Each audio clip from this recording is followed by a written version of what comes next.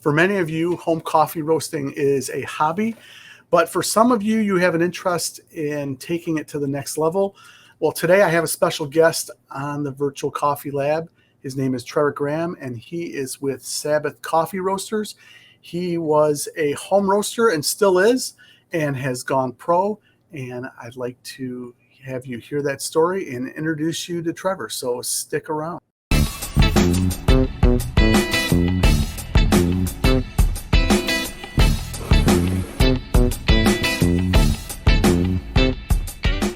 Welcome to the Virtual Coffee Lab. It's so great to have you on the channel here. Hey, thanks for having me on. I'm happy to be here. Well, Trevor, I gave a brief introduction. Trevor is someone I've known for a long time, and he has an awesome passion for coffee. But today I've invited him on the channel. This channel is all about home coffee roasting. Trevor is a home coffee roaster, but he's been on a journey that's taken him to a whole new level in coffee roasting. And I think it's interesting enough for us to kind of learn from this. And some of this we can apply to ourselves. And quite honestly, it's just a really great story. And I know some of you out there on this channel have an interest in taking your coffee hobby and possibly selling coffee. And so I'd like to ask you, Trevor, if you could just share a little bit about yourself and how you got into the whole coffee hobby itself, and then roasting, and then we'll get into the selling part here in a little bit. I started off as a home roaster like most of you. My wife and I've been married for 8 years now to my wonderful wife, Miranda, and business partner. Met each other over a cup of coffee. We dated over coffee. Coffee was always a part of our life, traveling to different coffee shops. I was a barista in college. Miranda just loves coffee. Our whole life and whole kind of linchpin of our relationship was centered around coffee in one aspect over another. And being broke, wanting to have the fancier coffee that we wanted, we just kind of started venturing into what home roasting was. At the time, Mike here and his son were playing around with a Behmor 1600. And I was in our kitchen every morning before I would go into my automotive job with a pour over, a V60 and a kettle, and Folgers light roast is what I was using at the time. Pre-ground, may I tell you. And so we decided the good stuff, pre-ground light roast from Folgers. Yeah. So we decided to take a little money that we had. We stopped buying Chipotle for like 2 weeks, and then bought a Behmor 1600. The moment I started roasting, it just took on a life of its own, and just had to do more research and research this and trying different things. We utilized Sweet Marias quite often for our coffee purchases. So we would buy little samplers here and here, and we'd roast them in our apartment. And let me tell you, the first lot of roast and several roasts after that, we set off most of our apartment complexes smoke alarms, even with the smoke suppressor. That's no knock on Behmor, but it took us a little while to figure out we needed to do it on the porch. So we would do it. It tells you like not to plug it into an electrical cord, extension cord. Definitely did that. I did a lot of things to those little Behmors that you are not supposed to do. Don't recommend it, but yeah. So from there, we just started roasting, and then it became a thing of, friends would come over. Hey, let's try this new Kenya that Trevor roasted or whatever. And then friends were like, yo, could you roast me a little bit of that? And, the little 8-ounce bags turned into, 5-pound bags or whatever. And from there, we were handing it out, and people were like, you should maybe try to sell this stuff. And we were like, maybe we should. From there, it was also just kind of like, hey, this is something we really love, something we have passion for. I personally love people, and the aspect of a coffee shop that I love even more than roasting is getting to hang out with people and talk to people and see where they are in life, and just kind of see the fun aspect that coffee can bring, those little conversations. And so it was always kind of in the back of our minds the whole time that we were dating and married. Oh, one day it'd be cool to own a coffee shop. And so we decided one night, like, hey, let's give it a go and see what happens. So from there, with our little Behmor, we started Sabbath Coffee Roasters. And from the Behmor, we roasted and did farmers markets and did some online sales. From there, the one Behmor turned into two Behmors, and two Behmors then turned into a 1 kilo Mill City that we bought used off of someone. Mm-hmm. And we saved like as much and as long as we could. I believe we started Sabbath in officially in 2015. And then that whole I think we ended up getting our 1 kilo in 2017, I believe. That would have been the year our son was born, our first one. And then from there, roasting in our shed and learning how to go from a Behmor into a drum roaster, never would have imagined, and things that went crazy there. From there, we just worked really, really, really hard, and we had some people that believed in us and believed what we were presenting. And by kind of some crazy doors opening up, we never would have imagined. The landlord of our building really bought into what we were doing and wanted a coffee shop there, and full bore. Here we are. We were building out the building that we were in for a few years, and we opened up our doors last year on Halloween of 2020. So right in the thick of the pandemic and stuff and lockdowns in Michigan. And that's an amazing story in itself. Yeah, we won't even get into that. So, so from there, and now we're roasting on a 12 kilo gas roaster.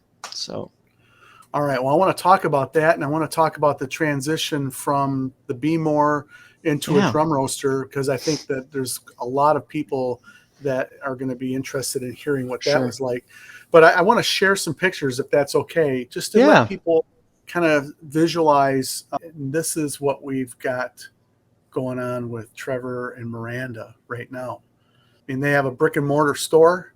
It's a beautiful store in Clawson, Michigan. That's southeastern Michigan, for those of you that aren't familiar. And it is a great area to have.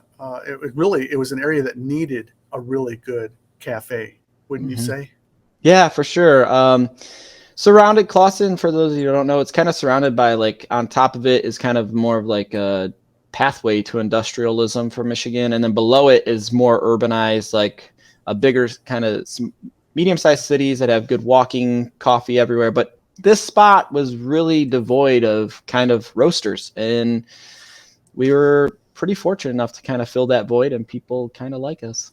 I want to talk about your transition from being a home roaster into moving from just like a Behmor into a drum roaster. What was the biggest challenge for you? I think, and not to just be super broad, I think all of it. So one, my beginning of roasting on a Behmor was being kind of the theory nerd that I am with everything. I have to do all the reading and research.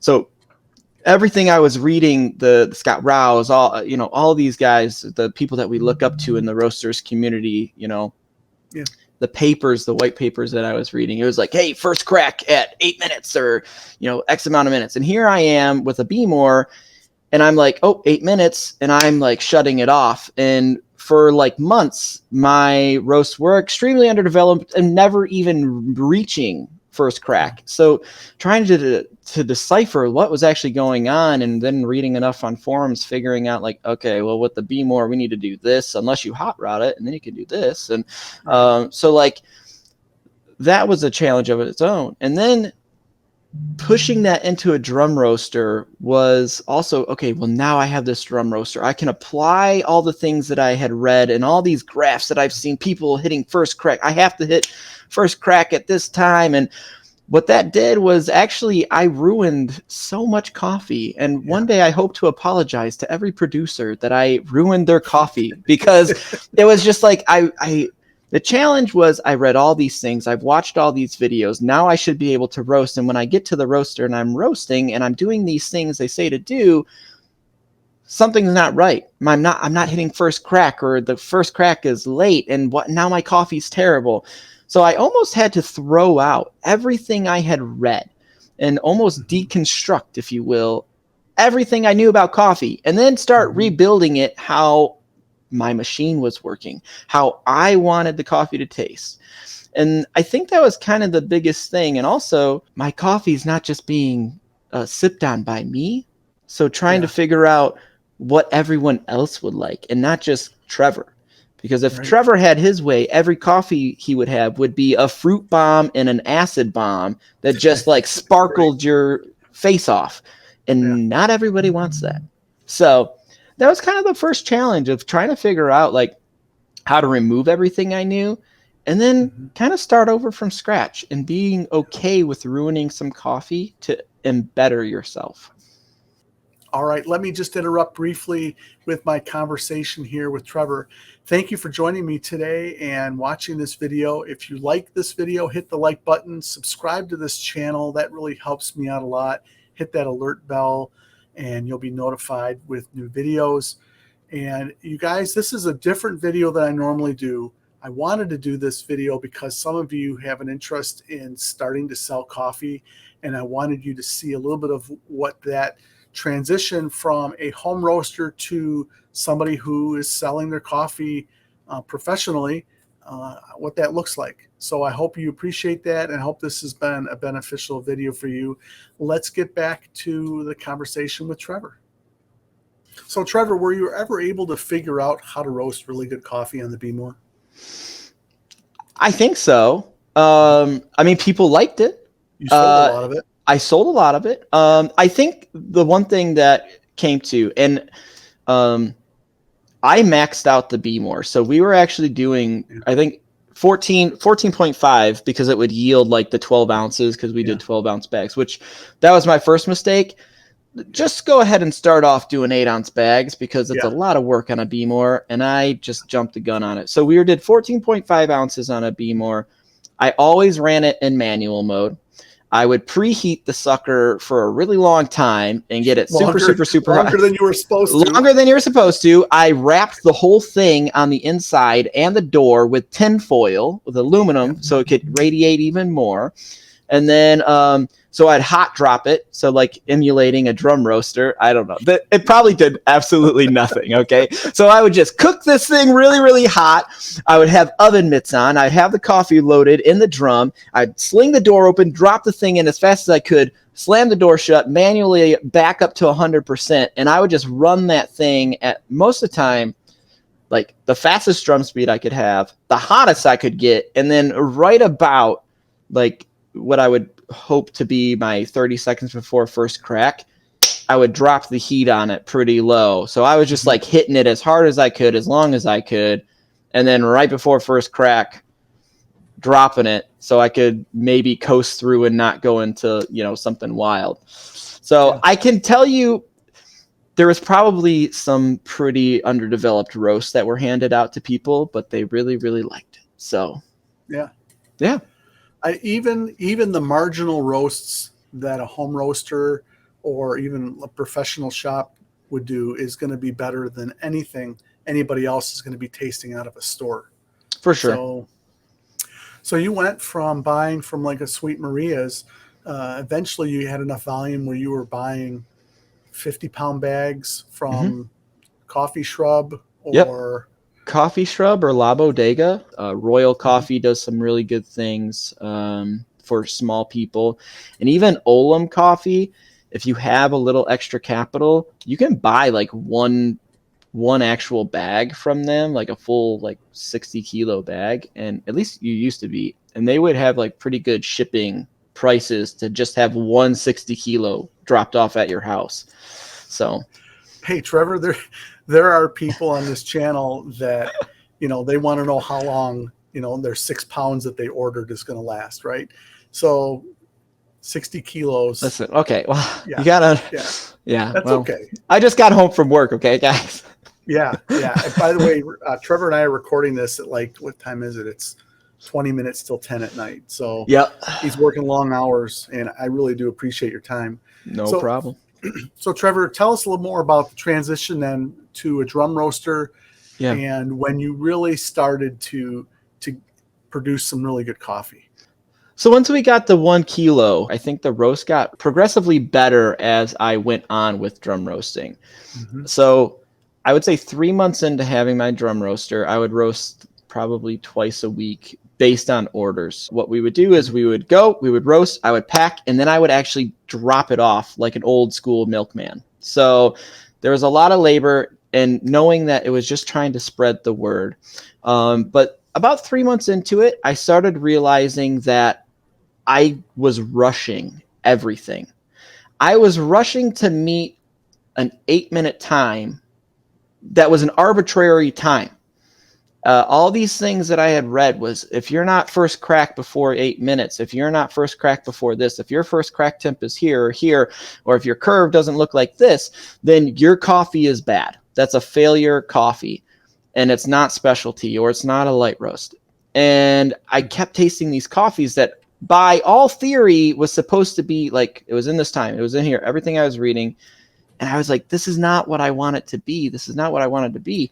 And then suddenly it just was one of those things of, hey, maybe don't try this that one time, and maybe stretch it or do something different. Maybe take the dry time from whatever, a 30% and go a little longer with it and see what happens. So it was a trial and error of getting out of my own way and getting out of my own head and see what Trevor could find. And it was a lot of manipulating charge temps at the beginning. And then I got into a point where I was trying to do too many things all at once. And this is what kind of maybe has set my roast philosophy moving forward, honestly, was I was playing with too many variables. As a man who isn't the sharpest tool in the shed, it was hard for me to figure out where I needed to go with different coffees, because I knew all the theory. I read all the books. I knew what each thing would do. I was overthinking everything. And so then once I figured out where my drum, like my kind of standard charge temp was with most of my coffees, I actually really stopped playing with drum speed. Before I would manipulate the drum speed or airflow at certain points in the roast, and I actually just stopped. And all I did was change temperature and gas volume. So I left my my drum speed at the RPM needed for the max batch. So on my 1 kilo, it was 56 RPM, and I was roasting max at 1 kilo to keep up production. I kept my charge temperature right here within a few different degrees and never wavered. I had it high and I would smoke it real fast. I kept my drum my drum speed the same, and my airflow I would not touch until the last first 30 seconds before where my first crack would be. And that was just if I thought the coffee was like a little smoky on the cupping table. If I never tasted smoke, I really didn't play with it too much, because I just wanted to eliminate variables, and I wanted to just focus on trying to make the curve as smooth as I could. We're all trying to eliminate every flick in the world if you're following on graphs. If you're not, that's cool. That's awesome. So yeah, it was just one of those things of, once again, trying not to focus on what everyone else is saying and just trusting myself and that I had a palate that was going to find what I wanted to on the cupping table, you know? Yeah, I think that you brought up several really important points. One is, I mean, even on my channel here, I'm sharing principles, I'm giving examples, but I'm trying not to give like a hard, fast time and temperature. I want people to try to work it out based on their environment and their roaster. And it's challenging. And some people get frustrated because they just want the recipe. Just tell me what to do so I can, have good coffee. And it doesn't really quite work like that. And so the principles that I've been sharing here on this channel are kind of a starting point, but they're not meant to be the hard and fast rule. They're meant for people to modify and change. But if they're looking for a place to start, it's a solid place to start, right? So I think that's really important. The other is that you hear these hard and fast rules that people are writing about, and these are experts. These are people that get paid a lot of money to be consultants, and I have a lot of respect for them. They know so much more than I would ever know. But the reality is that I'm trying to roast based on what they're suggesting or saying. And they're saying that if you have this drop or if you have this bump, then you're going to taste that defect. Well, my palate's not that good enough to taste it, and I've roasted some great coffee with some errors in it, and my channel here has seen that. You're dealing in a production environment. You're talking about filling orders, having one variable. I get that. That's really good. I mean, that's a great suggestion for anyone when they're starting out, is just not to have too many variables. What happens when you have a not so good roast? Have you ever messed up a roast? Like every week, every day I touch the roaster. Like the first day we were open, I had roasted like, I want to say 200 pounds, bagged with everything. And by the end of the first 2-day soft open, we had actually sold. I don't know how it happened, but we made it through and people loved it and they stuck with us. You were sharing with me a little bit about your most recent purchase, just so people can kind of get an idea of what's happened with Trevor's business. Demand. This has completely taken Trevor by surprise, but tell him what your you can talk dollars. You can talk pounds if you want. We got look, we've grown quite a bit. We're at a point where today I purchased my largest quantity of green coffee ever in the history of Sabbath Coffee Roasters, and I have a freight coming in of 3,000 pounds of green coffee that will be at my door. Today's Wednesday. It'll be here Friday, and I'll have to unload 3,000 pounds of coffee. And like to me today, I'm doing it from my cell phone. Today, I'm talking to our importer, and it was Cafe Imports. I have a really great rep there, and his name's Simon, and we were just like laughing about it because here I am. He had been there since the beginning, and we're just like, here is 5 bags. Oh, that was so. And now here I am. I'm looking at this dollar amount that I'm getting ready to hit send to, and I'm like, what is happening? And it's just, it's been we're really fortunate. And I think one thing that we've really tried is, it says it on the back of our bags, is a cup for everyone. And it's one of the things, I think I spoke on it earlier, is I'm not roasting just for myself. I'm roasting so everyone can find something that they like. Not everyone's going to enjoy the Ethiopia, but you know what? We have this really cool house blend that we roast that is really versatile, and it's not offensive for both light or dark. And most people really love it, whether they like light or dark. And we always try to frame, we do have our crazy coffees. We had an anaerobic coffee. Like, we always try to frame it as, this is a cup for everyone. Your grandma might come in and buy this coffee. So what would grandma kind of do with this coffee? Percolator, hopefully it's well developed enough for that, Michael and I roasted your anaerobic here on this channel. So you did? It was awesome coffee. It's a cool coffee. Well, Trevor, what kind of advice would you have? I mean, let's just bring it back to the home coffee roaster, because we've been talking a lot about the production aspect of this. Yeah. So what type of advice would you have for somebody who's roasting on a Behmor that's just starting out on a Behmor and is getting frustrated? Let's start with that question. And don't tell them to kick it down the stairs. Don't kick it down the stairs. I think just don't try to put yourself in a box. Like the little Behmor now, you can do it. There's things like, I have roasted some really cool coffees on that Behmor. A little Kenya. I remember it was it was like right after I really first learned the Behmor and how to get it. This was before I hot rodded it or anything. Just realizing it was just going to take longer. Okay. We had purchased this Kenya and we roasted it, and it was like, that's exactly what I wanted from this coffee. And there's not many times in my roasting career that I can tell you I've roasted something and be like, this is the best. Okay. Even to this day, I'm still like, okay, this is all right. Well, this isn't great. So it's one of those things, is don't get discouraged. Know that you're going to probably burn a few beans to get a good one. And that's the same in my life right now as it was back then. And just don't get locked into one origin. Don't get locked into one profile, because the more that you taste and play with different origins, especially of different elevation or process, it then becomes kind of an apparent thing of, okay, I just roasted that Kenya and it needed a little more heat, or it didn't do well unless I had it on max, or it needed a little longer. Yeah. But this Brazil, I actually burnt it.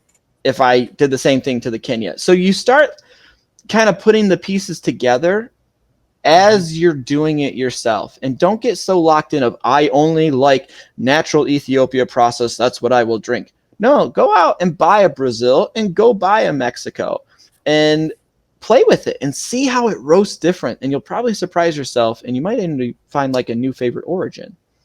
So the person that is looking to go to a drum roaster from something like a Behmor or maybe like a fluid bed roaster, maybe even some modified heat gun bread machine, they want to go into a drum roaster. Isn't that stuff cool? I think the modified bread machine gun heat thing that's cool. You guys are way smarter than I am. And if they want to go into a drum roaster, where do you start with it? Is that kind of where you're thinking? Yeah. Obviously you do need to read. You got to watch some videos and kind of see where people are at or pick people's brains. But every roasting machine, it is true what they say, every roasting machine is different. There's certain principles that we can follow, a higher temp here for this coffee. We can follow those, but I tell you, I've roasted on a few machines and none of them are the same. I have a lot of friends who roast on machines and nothing we talk about is the same. Like my friend that roasts here, their trouble is not the same as mine. So we can't just put cookie cutter things. Be ready to just play and explore and know that you are going to not make good coffee sometimes, but that's the fun of it. And try to take it lighthearted. And I just ordered 6 pounds and I just burnt 1 pound of it. Well, guess what? You can still drink it and maybe you will like a burnt coffee. Sometimes I like a dark roast. They'll like it. They'll love it. They'll love it. That's the fun, is just enjoy every aspect of it, because it is a lot of fun. And there are really good resources on the internet. I know I've talked a lot about like don't read too much, but do read too much and just be aware that, okay, you might get yourself caught in a box, but be okay to get outside of it. You might surprise yourself. Yeah, one of the dangers is trying to mimic somebody else's profile. You know what I mean? To try to just follow that, assuming that that's the answer to all of their problems. And you made a great point, and that is that every roaster is different. I don't even like to discuss temperatures with people because we got different probes, different roasters. And so you have to get to know your equipment, know your machine, know how it behaves, and then do some test batches, pick a temperature to start at and see how long it takes for that coffee to get through the dry phase. And that's going to give you some huge clues on how much horsepower you've got. And really, where that roast is going to head as you direct it along its way through the For sure. Roast. The more you burn or the more you under roast something, you're putting the puzzle pieces together of how to make a better roast, not perfect roast, but a better roast. And that's something, we've been fortunate enough. I've been able to hire a production help who's kind of like co-head roaster with me, so I can also oversee a lot of stuff in the shop. Yeah. He's an 18-year vet, and the things that he has come in with knowledge-wise blows my mind. The machines he's roasted on and his thoughts on theory and things, which we agree a lot, and that's why I was comfortable with hiring him. But like that's the same thing, is the more you maybe do the wrong things, the closer you get to doing the right things and not being afraid to, okay, this coffee was underdeveloped here, so maybe I do need to hit it with a little more heat or lessen the heat to extend that dry phase, or being okay with, hey, maybe don't drop it to 20% development. Only drop it to 14% development. Yeah. I don't know. Listen, that's one thing. That was a big one. That's something that early on, especially in production, we had this natural Ethiopia. I could not, it cracked super, super late. I couldn't get it. Like if I wanted to stay in a light roast category, I could not hit 20% development. I was dropping it at 11% development. Yeah. And I was just beside this was like around Christmas time. I believe it was the Canyon Mountain Gucci, I want to say. And I I was beside myself. I would go home and I'm like, this coffee, it's not going to be developed enough. These people aren't going to like it. And I wasted 350 pounds of coffee trying to get it to be at 20% development. And it wasn't happening. It just didn't happen. And you didn't sell it? no, I forced myself to sell it because I brought in all of our other baristas. They're like, what are you talking about, Trevor? This is like a great coffee. It tastes like strawberries. And I'm like, this is trash because it's not at 20% development. This is, even in production settings. So once again, like, don't be afraid to break whatever law you think is there, because it may not actually be a law.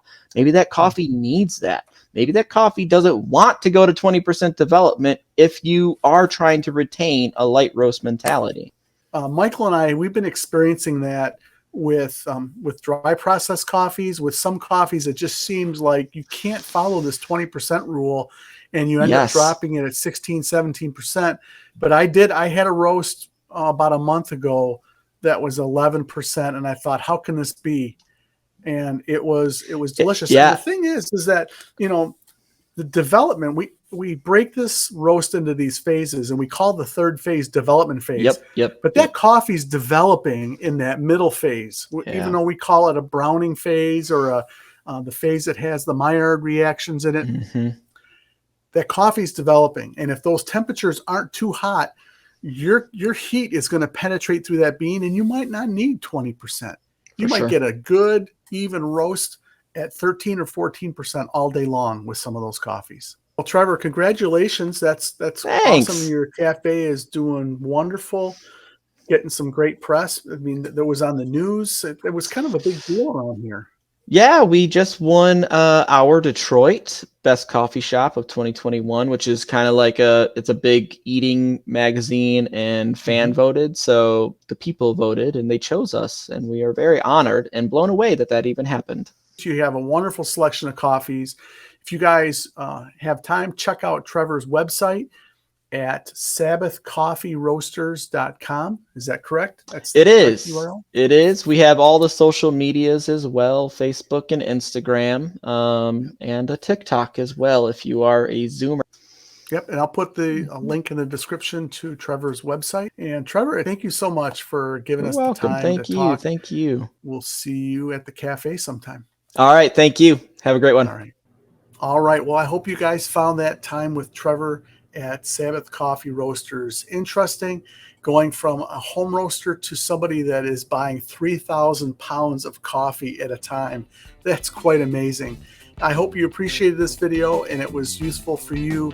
Thank you so much for joining me today, and we will see you next time here at the Virtual Coffee Lab. Have a great week roasting.